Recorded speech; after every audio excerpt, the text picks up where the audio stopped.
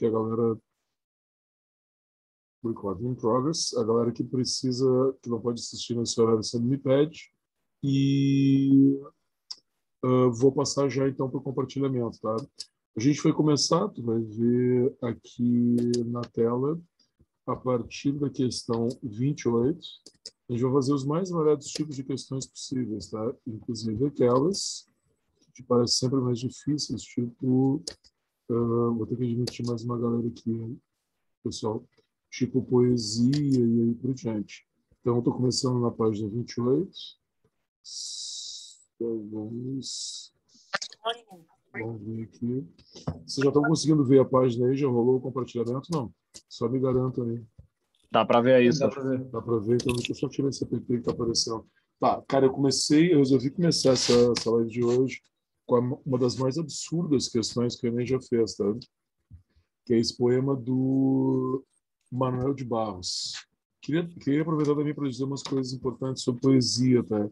Cara, poesia no Enem é terrível, tá? Tipo, as leituras normalmente são complicadas, são bastante complexas, e às vezes elas podem ser impeditivas, que nem nessa... Nós vamos fazer as duas primeiras de poesia, tá? No verso inicial desse poema do Manuel de Barros, que é um cara super conhecido, tá? Super conhecido no Enem. Essa é a primeira coisa que eu queria dizer de poesia. Vocês estão ligados que para o Enem, na poesia, não vai te adiantar muito conhecer período literário. Vocês concordam com isso, né? Saber que o cara era barroco, simbolista, não vai te levar a nada. 90% das vezes, o que o Enem quer efetivamente é leitura, tá? Claro que, às vezes, se tu não conhece o poema, se tu não conhece o cara, o que tu vai fazer daí? Tu vai lá e vai ter que ler, não tem escapatória. Aí tu tá dando um azar aqui de nunca ter ouvido falar do Manuel de Barros, embora ele caia direto também, poeta lá do centro-oeste brasileiro, uma poesia voltada para a natureza. Aí cai esse negócio aqui, ó, de pote cru é meu pastor, tá? Eu vou considerar que vocês já leram esse poema, tá? Que ele fala de dorsos de cachorro, que ele fala de um ambiente que é tipo um beco, um lugar sujo, imundo. Aí no final ele diz assim, aí, pois é bom, beleza? Ele diz assim, ó, pote cru ele dormia nas ruínas de um convento, foi encontrado em osso, ele tinha a voz de oratórios perdidos. Propositadamente, estou fazendo essa questão como tu não deve fazer. Qual é a primeira coisa que tu sempre deve fazer? Ler o enunciado, tá? O enunciado diz assim, ó, talvez você não tenha notado, mas ao estabelecer uma relação com o texto bíblico nesse poema, o eu lírico identifica-se com o pote cru, por quê, tá? Pessoal, qual é a identificação que esse texto tem com o texto bíblico? Qual é a única ligação que o cara te dá, mas que é definitiva? A primeira linha ali, onde o cara diz, pote cru é meu pastor. Vocês conhecem essa frase aí, né? Essa frase é típica.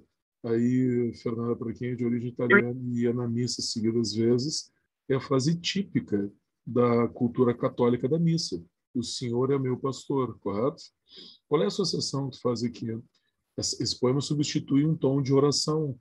Só que a ironia é que o pote cru, cara, não sei se vocês entenderam essa parte aí incrível, é um cachorro. Por isso que ele fala sobre o dorso do cachorro e ele aparece encontrado em osso, ou seja, morto. Então, na realidade, o poema é toda uma desconstrução do formato da oração. Mas isso só é, pessoal, eu não sou mágico, tá? Quando eu li isso aí pela primeira vez, eu me apavorei. Mas isso só é possível, e isso eu quero que tu entenda, tá? Pela referência que é dada pelo enunciado. Porque ele menciona o texto bíblico em que o cachorro seria o pastor. Vocês lembram do gabarito dessa questão? Que é acompanha-o, que é o caso do pastor, né? Vocês estão ligados, né? Como tem muitas raças de cachorro que também são pastor, acompanham na insignificância das coisas, que é o ambiente sórdido, o beco, a sujeira que o cachorro vira-lata acompanha. Deixa eu te dizer um negócio. Se tu errar essa questão, o tri talvez possa até descaracterizar um pouco, sem problema para ti, tá?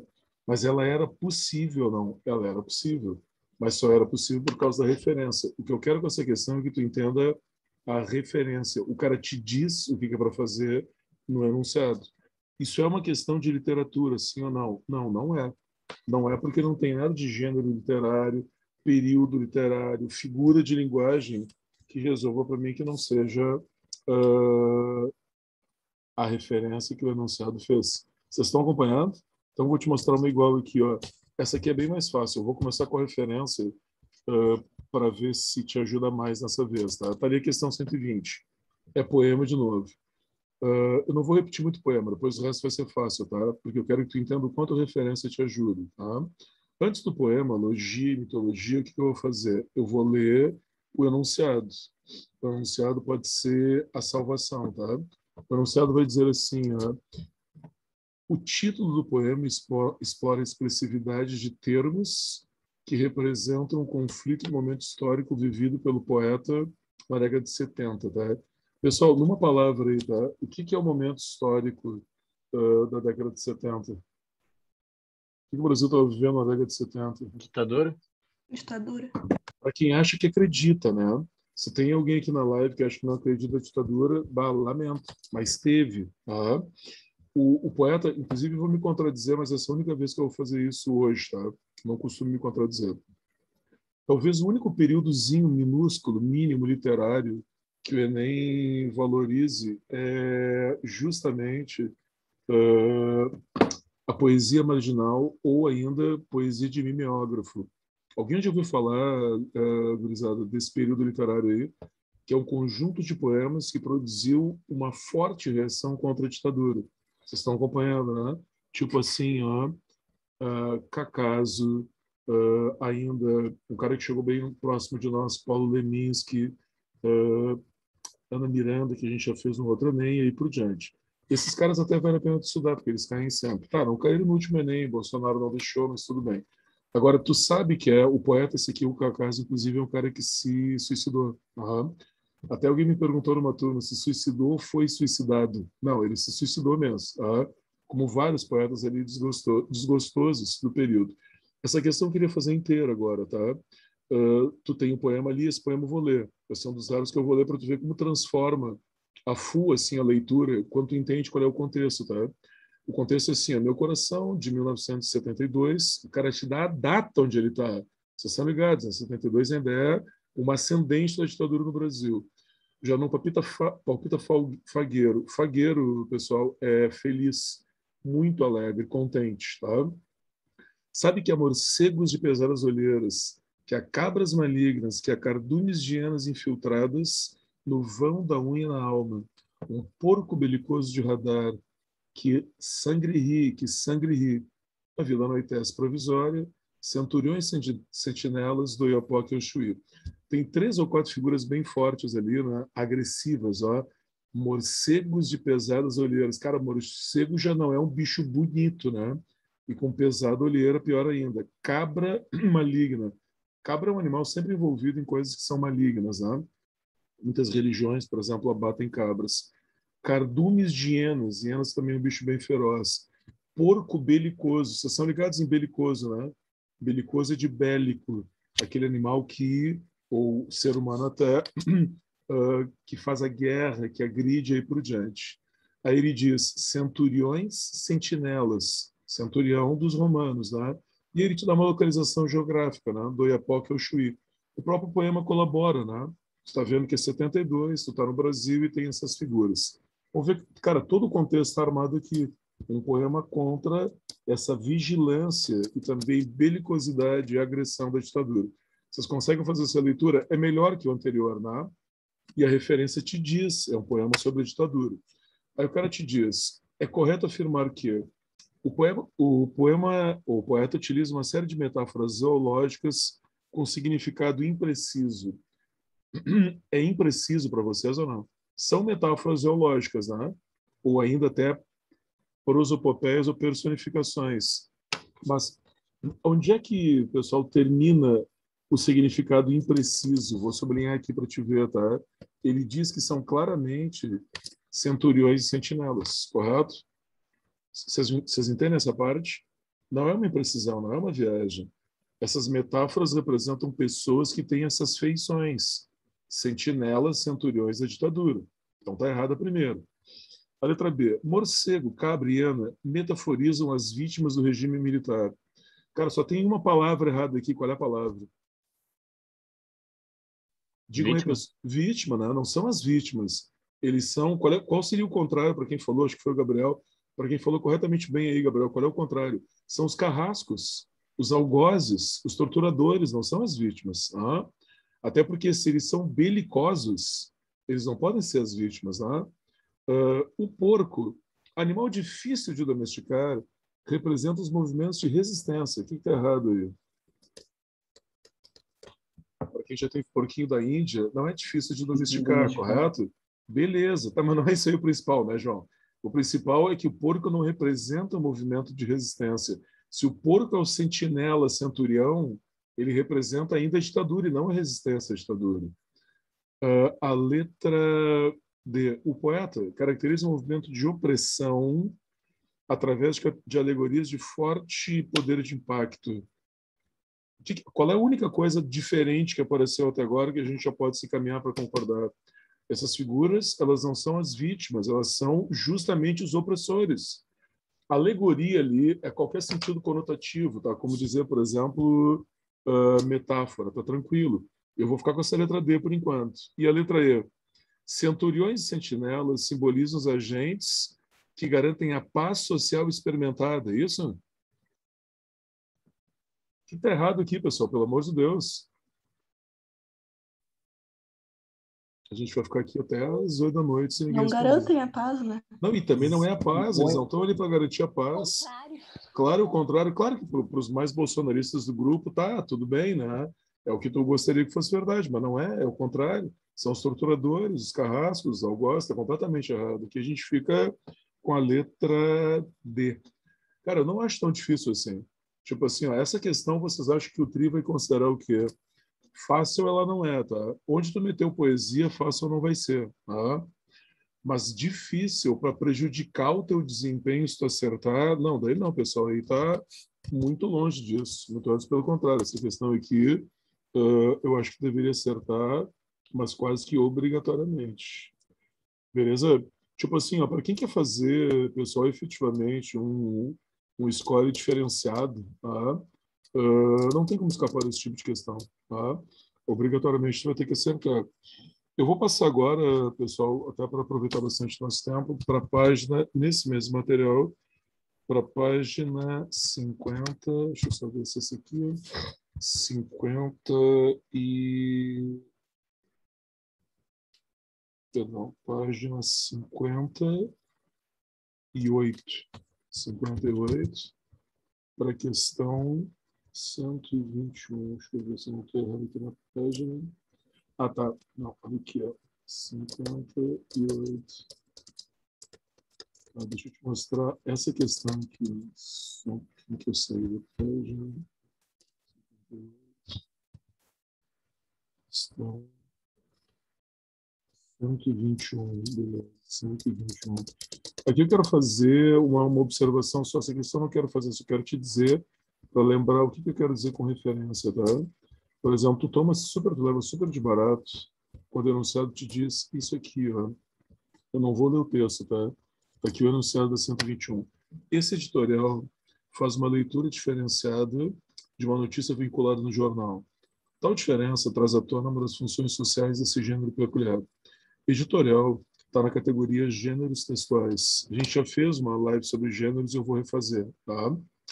O cara te deu o gênero aqui. Tem um texto ali em cima, tá? Tu tem um afã assim, muito grande, eu sei, de fazer as questões do Enem o mais rapidamente possível. Cara, o que que garante que tu vai ter velocidade nas questões do Enem? Primeiro, conteúdo, tá? Tu tem que saber o que é o editorial, tá?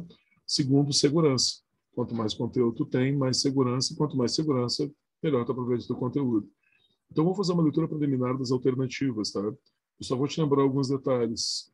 Editorial, pessoal, é obrigatoriamente um gênero dissertativo, narrativo ou argumentativo. Qual é a tipologia textual? Vamos lembrar rápido, tá?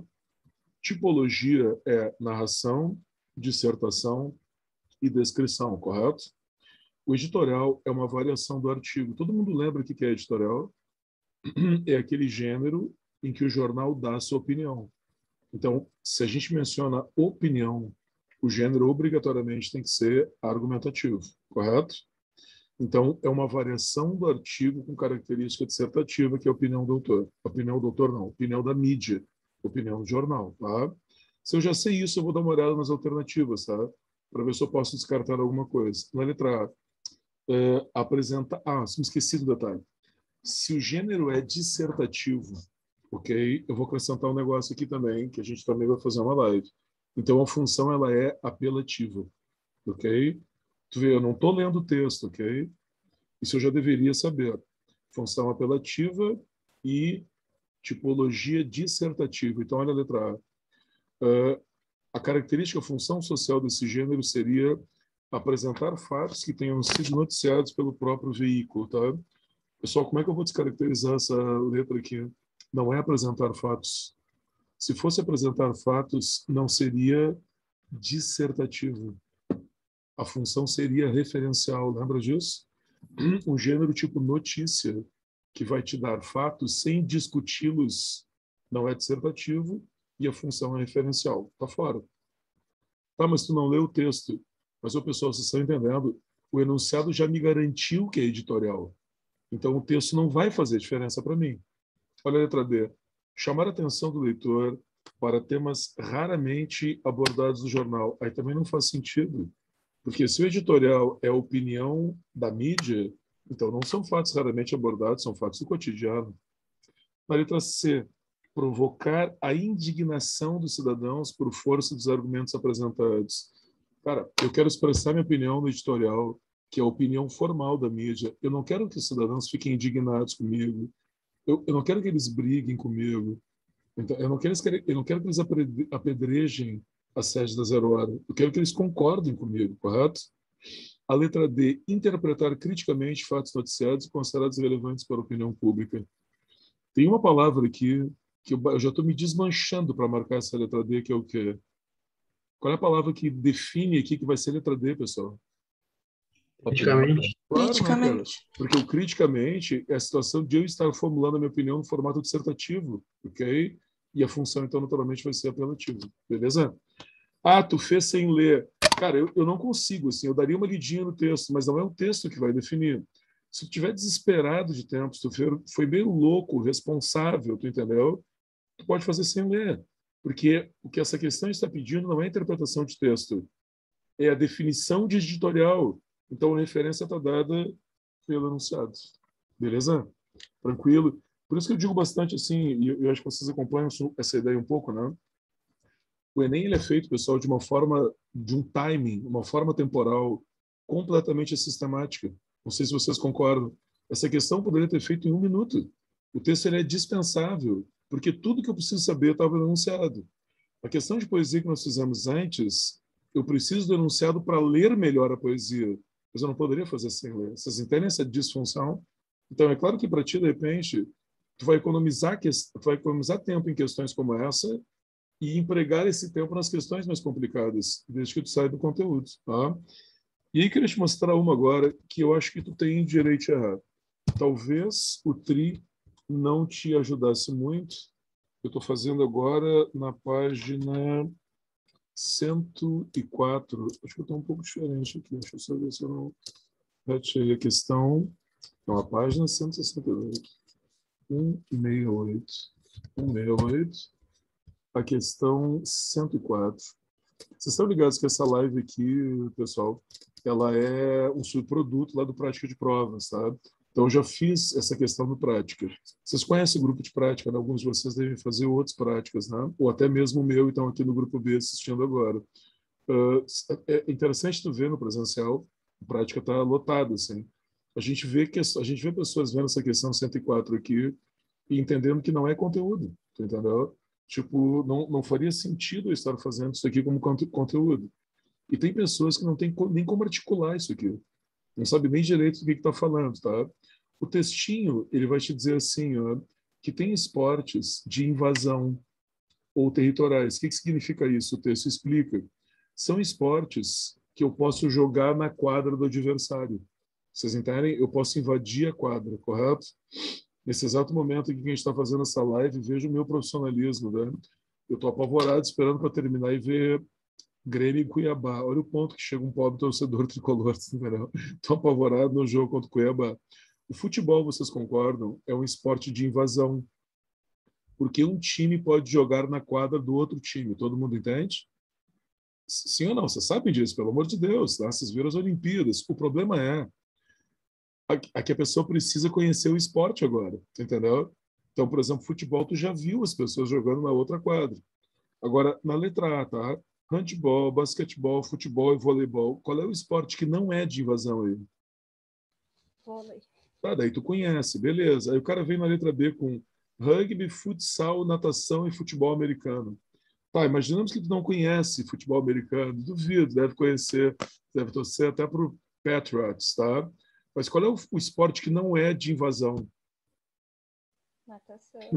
Começa a ficar ridículo. Cara, como é que tu vai invadir a quadra do cara? Vai gravatear, vai afogar o cara na raia dele. É claro que não é de invasão, tu entendeu?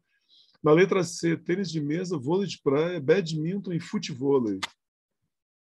Qual é o que não é de invasão? Nenhum.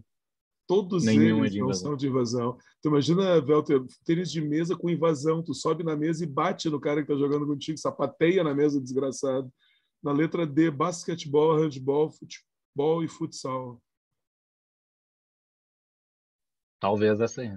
Não, aí todos eles são, né? Handball é de invasão direto, né? O esporte, que quase todos os esportes que tu faz o gol são de invasão, né? E futebol, as variações de futebol são praticamente todas de invasão. E na letra E, o que descaracteriza a letra E?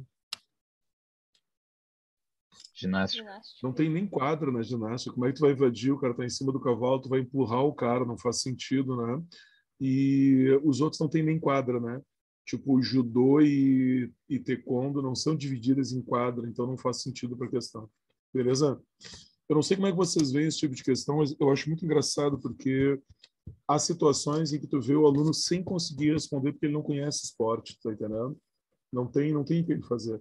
Tem uma que eu acho um pouco mais difícil, que até falou de taekwondo aqui, vocês vão ver no 2014 PPL, tá? Eu não programei para essa questão, mas são esportes de contato direto, que é o esporte de luta que tu pode agarrar o cara e o esporte que tu só pode tocar no cara. Vocês entendem essa diferença? Por exemplo, o judô mencionado ali é contato direto, tu pode agarrar o cara. Agora, a maioria das artes marciais, as recentes, tipo taekwondo e kung fu, tu não pode agarrar o adversário. A técnica é tu bater nele e ficar à distância. Então, sumô, judô. Cara, o esporte, para quem pratica aí de vocês, de maior agarramento que tem, qual é? O jiu-jitsu, né? Tu pode abraçar, envolver, sentar em cima do cara. Então, é isso que tu não conhece, não tem que fazer. Essas questões eu quero caracterizar bem, que essa é questão de referência externa. Tem um conteúdo aí. Essas questões meio que diminuíram no Enem, não sei se vocês notaram, né? Esportes têm caído de uma forma mais interpretativa. Vocês devem lembrar também que tem questões para quem, e eu suponho que assistindo essa live, outros têm muito interesse, outros já têm muita experiência no Enem, né? Então, provavelmente, tu vai lembrar que caiu algumas questões sobre música, lembra? Perguntava, por exemplo, se o violão era da família de não sei o quê, se a flauta era família de metais. Esse tipo de questão diminuiu bastante, descaracterizou, tá? Quero passar rapidinho por uma outra questão que eu acho que é importante conhecer, tá? Esse é um dos caras aqui, questão 110 na página 171, tá? Esse é um dos caras que mais cai no Enem, em termos de artes.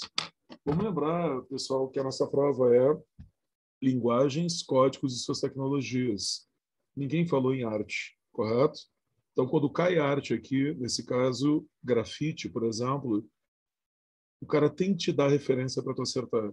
Eu não posso supor que tu já conhece esse artista maravilhoso chamado Banksy. Vocês conhecem o Banksy? É legal conhecer.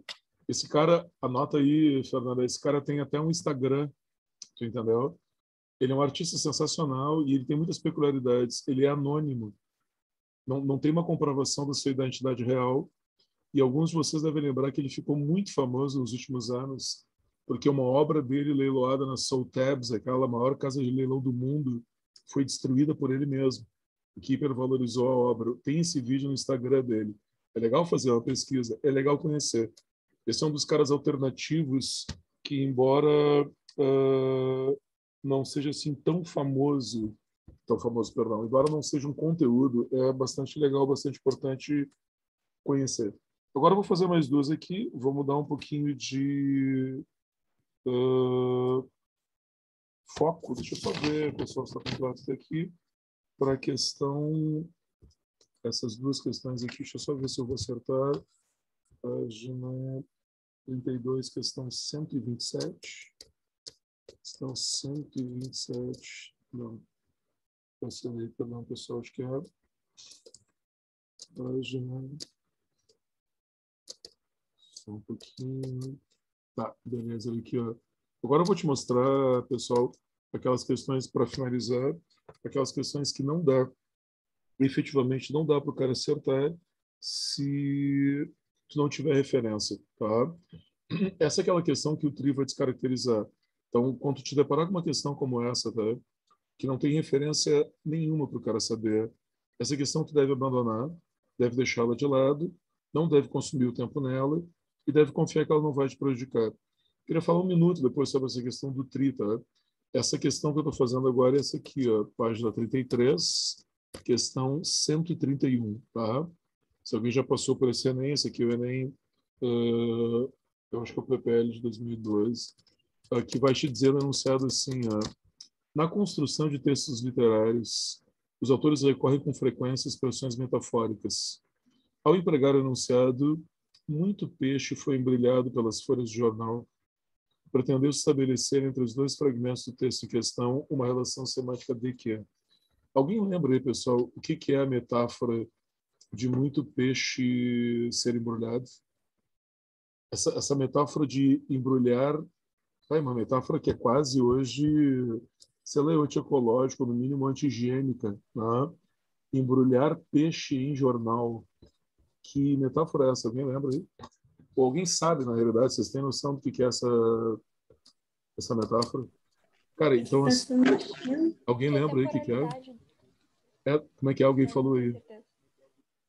Eu Falei disse que que eu acho que a é temporalidade metáfora para explicação muito. De repente, talvez isso tá, pelo lance do jornal, talvez isso tenha um resquício muito distante, assim, de lembrança, tá? É uma metáfora de temporalidade, porque tu só embrulha jornal, só embrulha jornal, só embrulha peixe com um jornal passado. Então, tu tem uma ideia sempre de tempo passado. É a mesma metáfora, pessoal, que daí talvez vocês conheçam, daquela água que passou debaixo do moinho. Vocês lembram dessa metáfora aí? Hoje ninguém Foi mais essa que sabe nem, eu usei não sabe pra nem pensar. direito o que é moinho, tu tá entendendo? Que gerar saber que a água ali passou embaixo. Isso é uma metáfora de o tempo passar. Esse tipo de questão aí, eu acho que o Enem não tem muita sensibilidade, tá? Isso vai acontecer, pessoal, em todas as áreas do conhecimento. O Enem tem lá um banco de questões que já tem 20 anos. Eles dizem que é entre 600 a 800 mil questões, tá? Então, quando o cara faz a busca randômica, tu não tem como não garantir que vem uma questão defasada em todas as áreas. Então, essa questão deve ser descartada, correto? Se tem um indivíduo fazendo Enem acima de 40 anos que vai lembrar, ele não vai ser suficiente no TRI mas é verdade, para desamparar o teu enunciado. Vou te mostrar um exemplo de umas primeiras provas para quem está ali em 2012, 2013, recomeçando as questões e começando agora. Alguém lembra, pessoal, de uma questão que menciona mailing? Vocês conhecem a expressão mailing? Mailing é a palavra mail, Sim, tá? eu fiz essa questão. É isso aí, Maria. Mail com ING, tá? Mailing é uma coisa que a geração de vocês não conhece mais. Eu tenho até vergonha, assim, de explicar isso aí. É quando no Módulo a gente fazia mailing a full, que é uma lista de e-mails, tá? A gente não tinha outro recurso para distribuir conteúdo massivamente no meio digital, só tinha o mailing. Então, quando as aulas começavam, vou falar agora da idade média da internet, tá? Tu chegava lá na sala, pegava o coitado do monitor, desgraçado do escravo lá, e pedia para ele anotar o e-mail de todos os alunos.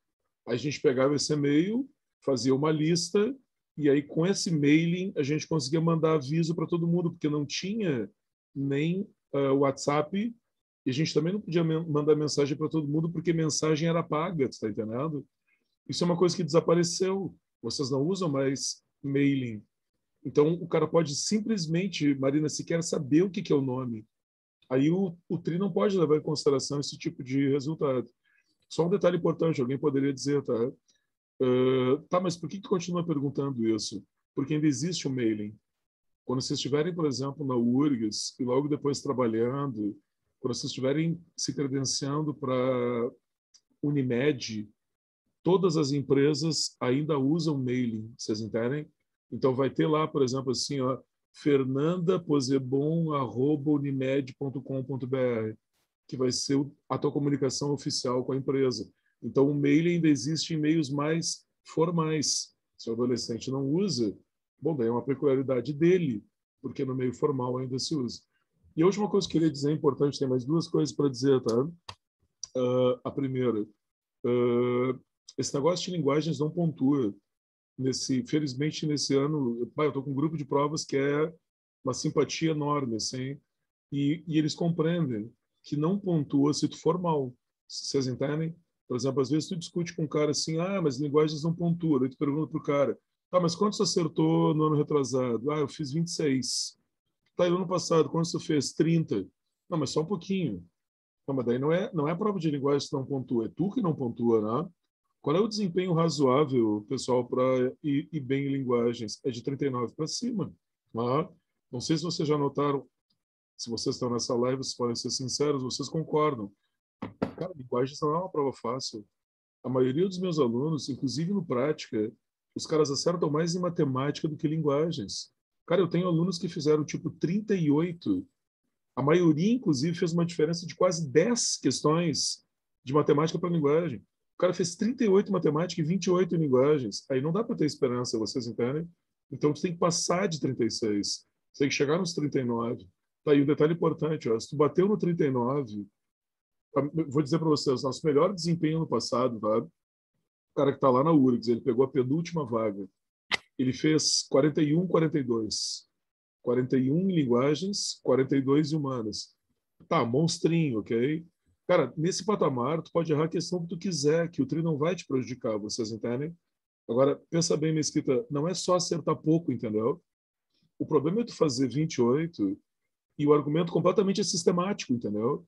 Aí tu deu o azar de acertar duas difíceis e errou 3 ou 4 faces de gênero. Pô, daí com 28, 29, 30, o tri vai destruir a tua nota, correto? Então, a ideia é tu fazer um montante que seja significativo para que o número menor de questões que tu acerte não permita que o tri faça uma leitura bizarra. Essa aí é uma situação muito importante. Tu tem que fazer um volume de questões. Enquanto tu não bater no 36, o tri vai criar um prejuízo não só quantitativo, vocês entendem, mas qualitativo. Então, esse volume ele tem que ser naturalmente aumentado. Na semana que vem, a gente vai passar para uma visão um pouco mais conteudística, tá? Eu acho que vai ser bem bom para vocês que a gente vai falar sobre conotação. A gente vai fazer só questões que tenham exclusivamente linguagem figurada. Vocês lembram dessa expressão, né? Questões que tenham figuras de linguagem, metáfora, ironia, personificação e aí por diante. Beleza? Então tá, pessoal. Vocês espalhem daí, porque enquanto estava rolando a nossa aula aqui, uma galera me perguntou se a gente estava gravando, tá? E a partir de agora a gente vai gravar sempre. A primeira eu ratei, não contem para eles, tá? Eu não gravei. Mas a partir de agora vai ser sempre gravada para que essa galera possa assistir. Beleza? E também quando vocês quiserem interagir, eu tenho um compromisso assim de atingir tipo 10 questões. Vocês devem ter notado. Eu sempre faço entre provas, para que tu enxergue como essas questões caem sempre. Talvez esse seja o pior dos problemas para o Enem, é que a pessoa não vê irregularidade. Tenho certeza que muitos aí fazem o Enem surpresos a cada questão. Se já tiver essa sensação, tu olha, cara, eu nunca fiz uma questão assim, eu nunca fiz uma questão assim. Isso é uma novidade para mim, não pode ser assim, porque na maioria das vezes tu vai ter uma regularidade. Beleza? E vocês podem interagir livremente. Meu objetivo é fazer 10. Se vocês quiserem perguntar tranquilamente. Quanto mais vocês perguntarem, beleza. Sabe, se o Zoom nos derrubar, a gente faz outro link e vai de novo. Certo? Então tá, pessoal. Seja o que Deus quiser agora em Grêmio e Cuiabá. Boa noite. Boa semana. Falamos daí. Um abraço. Feito, Sor. Obrigada, Sor. Tchau, Tchau. Sor. Obrigada. Tchau. Tchau, Sor. Tchau, valeu.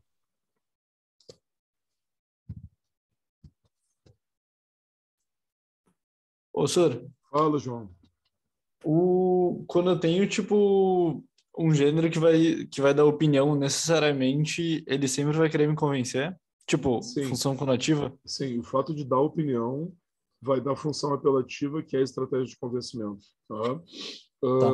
Tu pode... Daí pega editorial, artigo, resenha. Editorial, artigo, resenha, são sempre funções. É que o convencer, tá? Não significa, por exemplo, assim, a gente tem muito uma ideia de que o convencer é tipo uma função da publicidade, entendeu? Tipo que vai te movimentar para fazer uma ação, entendeu? Comprar Sim. alguma coisa, né? Mas na realidade, às vezes pode ser só convencer que tem um outro ponto de vista, entendeu? É isso que muitas vezes a gente vê, João, naquela diferença que as redações dizem de dissertativo argumentativo e dissertativo expositivo. Tu te lembra essa nomenclatura?